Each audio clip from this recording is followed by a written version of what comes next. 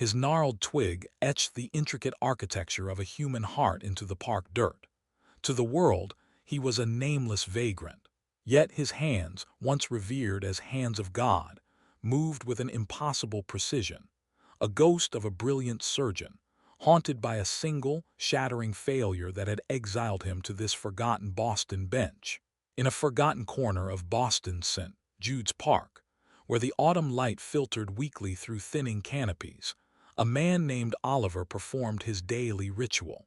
He was a fixture on the third bench from the pond, a man who had become part of the scenery, as unremarkable as the pigeon-stained concrete beneath him. Mothers with strollers steered wide, their conversations hushed. Businessmen on their lunch break looked through him, their eyes focused on something, anything else. To the world, he was just another ghost haunting a park bench, his face a roadmap of hardship, his coat thin against the encroaching chill that promised a bitter winter. But in the quiet ruins of his own mind, he was still Dr. Oliver Reed. The name felt like a foreign word now, a relic from another man's life. A life of sterile blue scrubs, the hushed reverence of an operating theater, and the weight of a child's heart, a fragile beating jewel in his hands. He had been a prodigy, a genius of pediatric cardiac surgery, the hands of God who could mend congenital defects others deemed hopeless.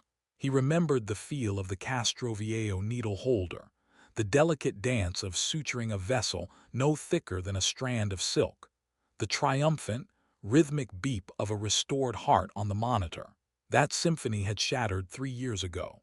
Her name was Lily, 7 years old with a smile that could disarm a firing squad.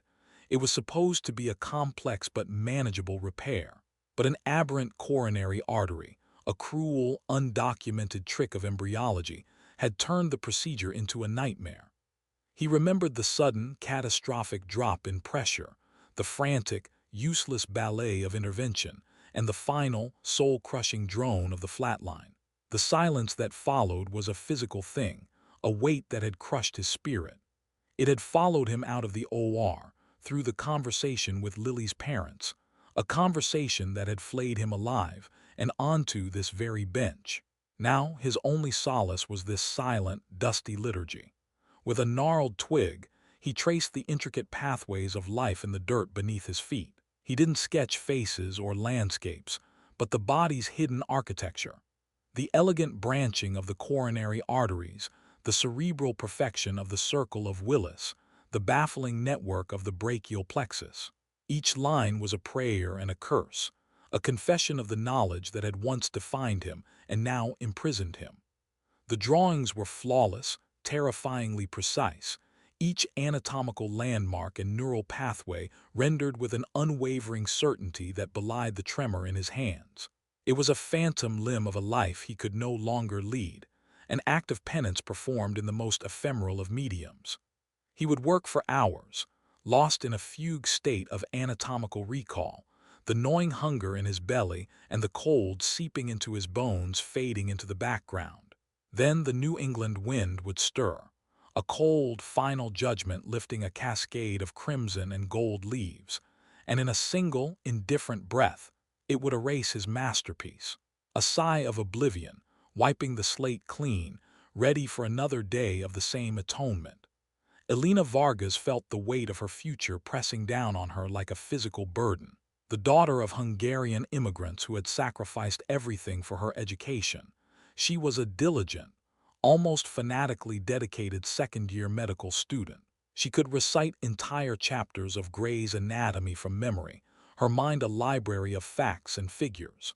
But this library was failing her. The two-dimensional diagrams refused to leap into three-dimensional life in her mind. On a screen, the most sophisticated 3D anatomical models remained a confusing jumble of color-coded pipes and flesh. She couldn't mentally rotate them, couldn't grasp their spatial relationships within the living, breathing architecture of a human being. Her struggle had not gone unnoticed. Dr. Carter, her anatomy professor, a man whose praise was as rare as it was coveted, had been blunt in their last meeting. "Miss Vargas," he had said, his voice devoid of warmth, "your theoretical knowledge is impeccable, But surgery is not a written exam. It is spatial reasoning under pressure. If you cannot see the path of the median nerve before you make the incision, you have no business being in an OR. His words echoed in her ears, a constant, low-frequency hum of impending failure. Her dream of becoming a surgeon, the very dream that had fueled her family's journey to America, was threatening to die on the cold steel of the dissection table. One deep autumn afternoon, reeling from another failed simulation where she'd placed a virtual catheter through the wall of a subclavian vein, Alina cut through St. Jude's Park. She walked with her head down, kicking angrily at piles of fallen leaves, the crisp air doing little to cool the hot frustration in her chest. It was a shortcut she rarely took, a detour through the city's quiet despair. As she passed the third bench from the pond, a strange, almost hypnotic movement in the dirt below caught her eye. She paused, expecting to see a child playing. But it wasn't a child. It was the disheveled man, the one everyone ignored. And what he was doing made her stop dead. It wasn't a random doodle.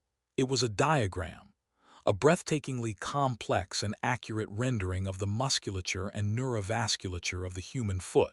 She saw the elegant curve of the Achilles tendon, the intricate web of the plantar fascia, and the delicate branching of the tibial nerve as it wrapped around the medial malleolus.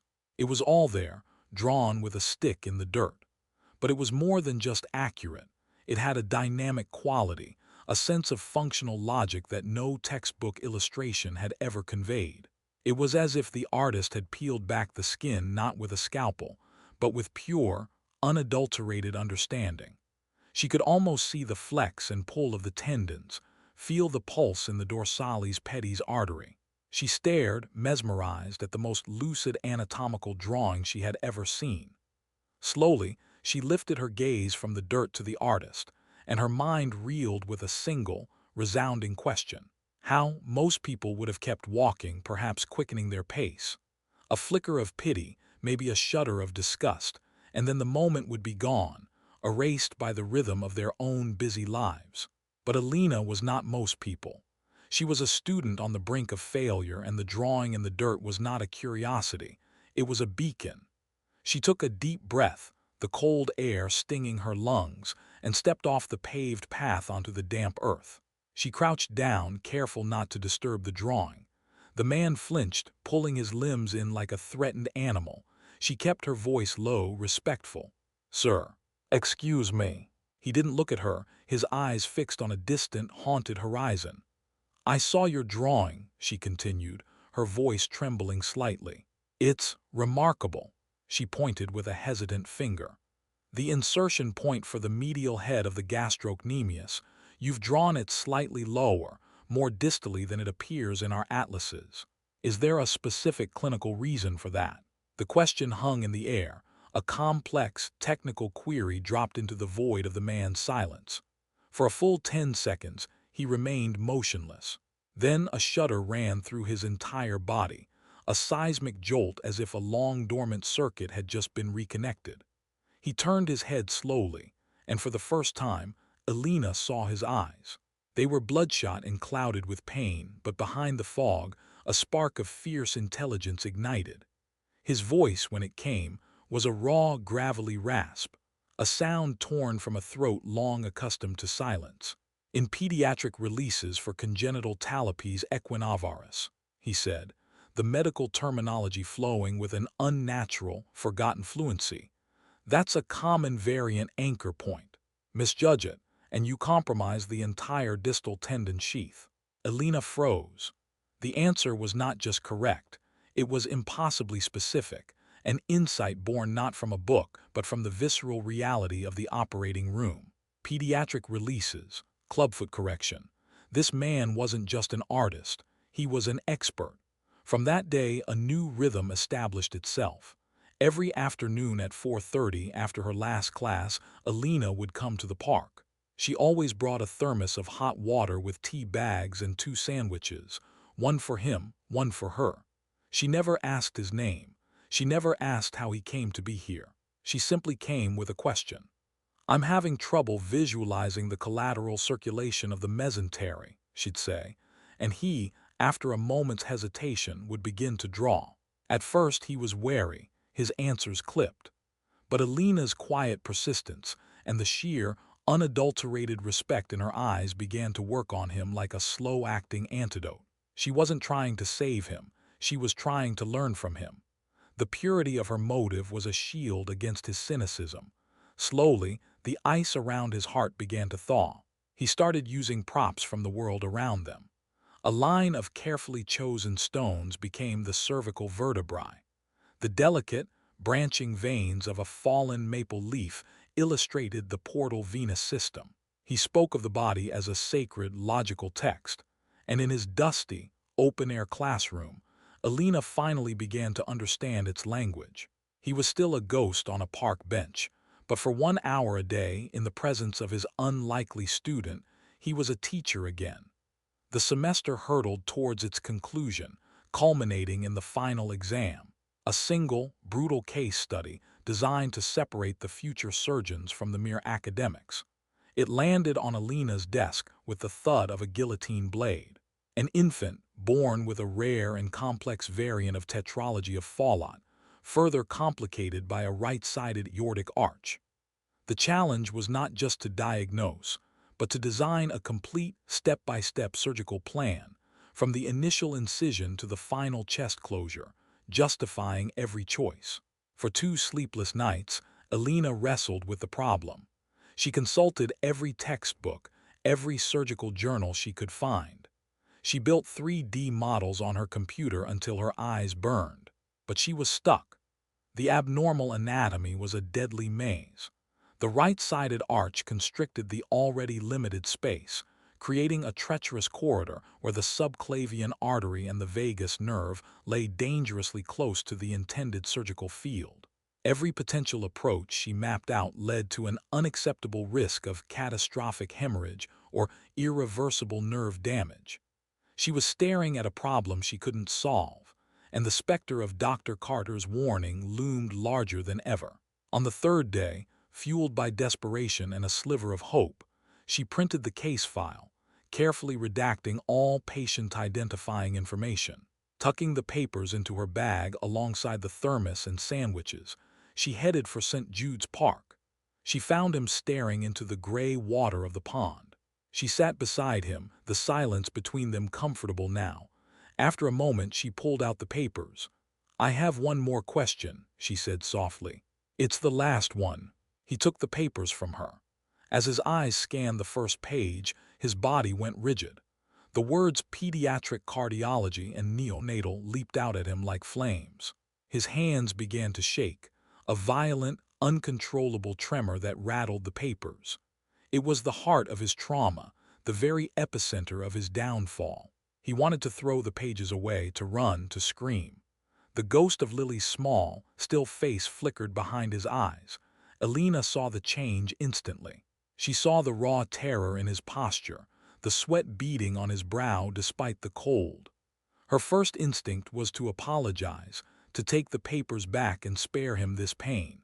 But then she looked at his eyes, and she saw something else warring with the fear, a flicker of the old, instinctual fire. The surgeon's mind, the problem solver's compulsion, was fighting to get out. So she did the hardest thing she could do. She stayed silent. She just waited. And the surgeon won. Slowly, almost agonizingly, Oliver Reed's focus shifted from the past to the problem in front of him. The trembling in his hands subsided, not completely, but it was now the tremor of intense concentration, not of fear. His gaze sharpened. The vacant look of the street was gone, replaced by the piercing, analytical stare of a master craftsman examining a flawed gem. He no longer saw the ghost of a lost patient. He saw a puzzle, a complex and beautiful anatomical challenge that demanded a solution. He gestured for her notebook and pen. He didn't use his twig this time.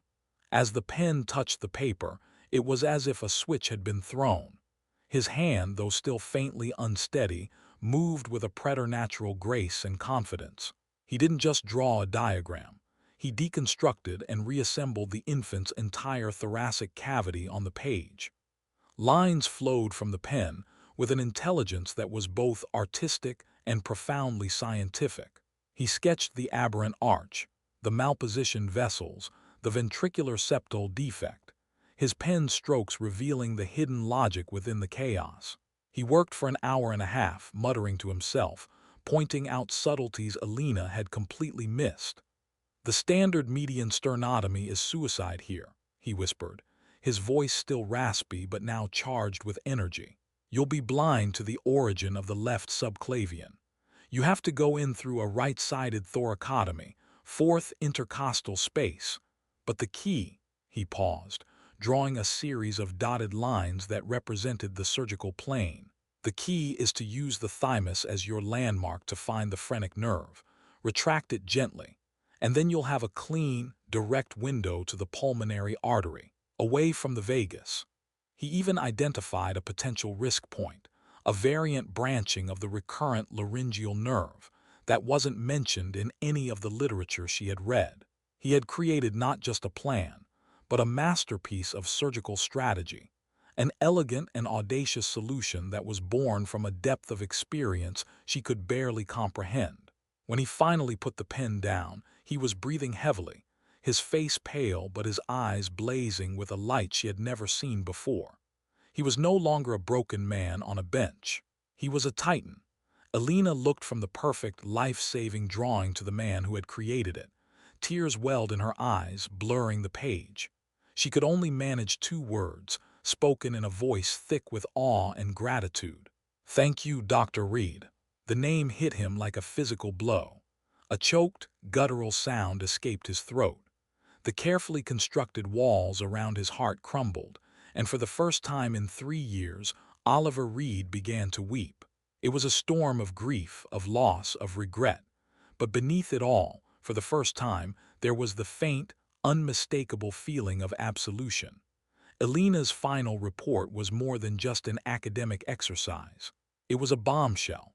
The surgical plan she submitted was so innovative, so profoundly insightful, that it caused an immediate stir within the anatomy department. It wasn't just the work of a gifted student. It bore the hallmarks of a master. Dr. Carter, a man who had dissected thousands of cadavers and reviewed tens of thousands of surgical plans, was utterly captivated. He was particularly stunned by the hand-drawn diagrams she had appended to the report. They were works of art, imbued with a practical genius that made the most advanced computer models look clumsy and sterile. He summoned Alina to his office, the report laid out on his mahogany desk like a sacred text.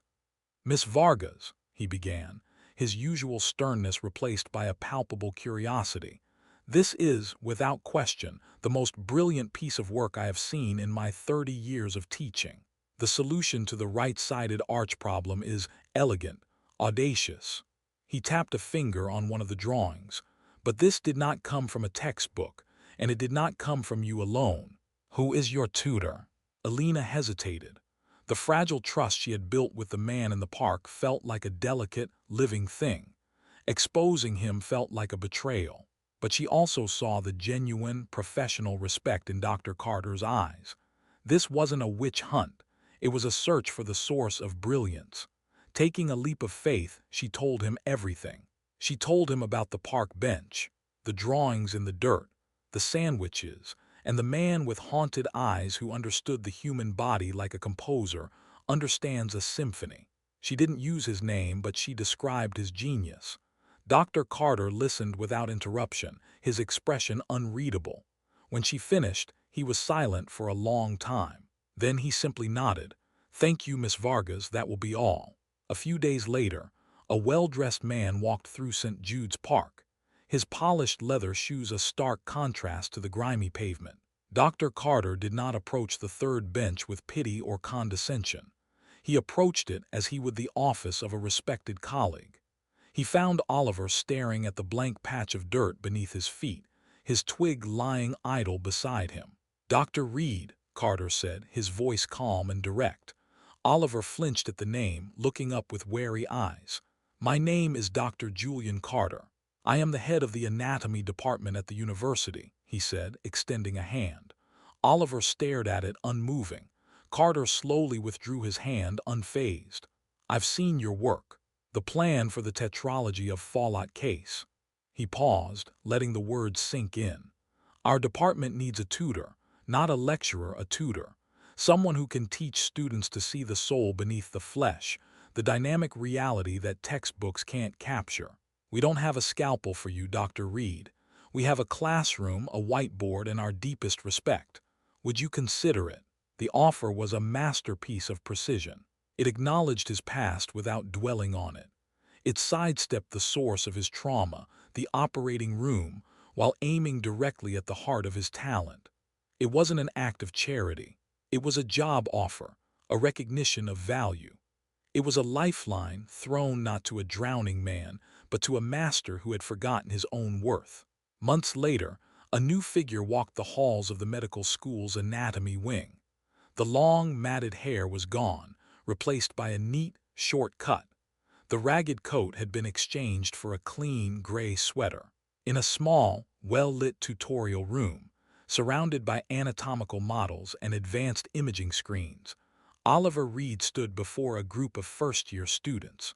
He spoke with a quiet authority, his hands, now steady, tracing the path of a nerve on a holographic display. He wasn't the hands of God anymore. He was something different. He was a guide, a cartographer of the human body, and his eyes, once hollowed out by grief, now held the bright, steady flame of purpose. A year passed. Elena, having graduated at the top of her class, was now a surgical intern, her dreams solidifying into reality under the demanding but fair mentorship of Dr. Carter himself. The grueling hours, the sleepless nights, the constant pressure, it was all she had ever wanted. She was learning, growing, and every time she held a scalpel, she felt a silent thread of gratitude stretching back to a man on a park bench. One evening, exhausted after a 12-hour shift, she took a different route out of the hospital, a path that led her past the anatomy wing. A light was on in one of the small tutorial rooms. She glanced through the glass panel in the door and smiled. Inside, Oliver was at the center of a circle of eager, upturned faces. He was using a state-of-the-art holographic projector, manipulating a shimmering, three-dimensional image of a human heart that floated in the air between them. He moved with an easy grace, his voice clear and passionate as he pointed out the subtle nuances of the coronary circulation. The students were captivated, hanging on his every word. He was not just teaching, he was inspiring. As if sensing her presence, Oliver looked up and saw her standing in the hallway. He paused his lecture for just a beat, his expression softening. He gave her a small, almost imperceptible nod, and his lips curved into a warm, genuine smile. It was a smile that held worlds of meaning, of gratitude, of shared history, of a life reclaimed from the dust. Elena smiled back, a feeling of profound, quiet joy washing over her. The weariness from her long day vanished. She knew, with a certainty that settled deep in her bones, that the tentative duet that had begun with a stick in the dirt had transformed. It was now a grand, soaring symphony, a composition of healing and hope, resonating through the halls of the institution and touching countless future lives. And this symphony, she knew, was only just beginning its first movement.